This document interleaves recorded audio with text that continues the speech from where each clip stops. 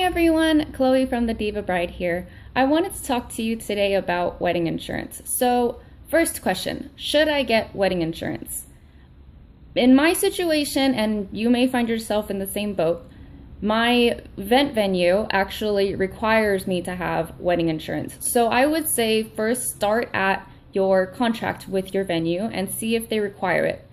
If your event venue does not require it, or you're having it at a location that's maybe private, I would still say get the insurance. The insurance, wedding insurance, like any other insurance, is insurance that you buy hoping to never have to actually use.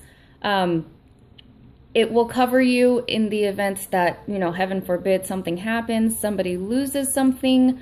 It covers property damage. So I would really say, just to be safe, pony up the few $100s and hope that you'll never have to use it. Worst case scenario, you do have to pay the deductible for property damage, but I would really highly recommend getting the wedding insurance.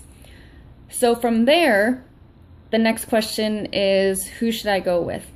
And if you're like me, you probably did a Google search and came up with a bunch of options, and it is overwhelming. It was really overwhelming for me. And then I thought of, and here's a tip, I would actually say go with a company that you're already working with. Check out your auto insurance, your home insurance company to see if they offer event insurance. I also went and looked at some of the insurance companies that my company that I work with works with. So I think it's a really good idea to work with someone you're already working with and just add that on. If that's not your situation, because it wasn't in mine, then what I did next was I narrowed down my options by, again, taking out my contract and seeing what my event venue required.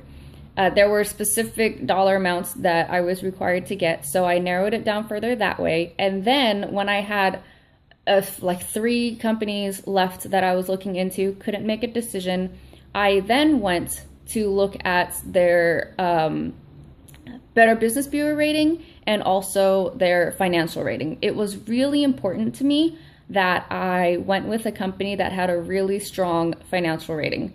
I worked with a company in the past for my auto insurance, and it was a really small company, got into an accident, and it was a nightmare. So I really recommend getting a company that has a good reputation, a strong financial backing.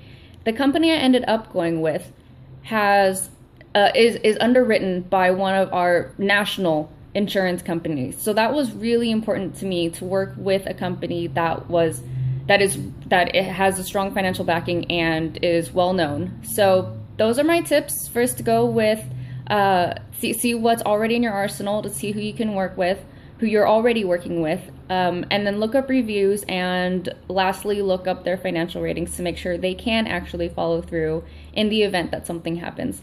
Good luck, and let me know how it goes. And if you didn't get wedding insurance, I'm really interested in hearing your side of the story too. Why didn't you, and do you regret it? Thanks, I'll talk to you soon. Bye.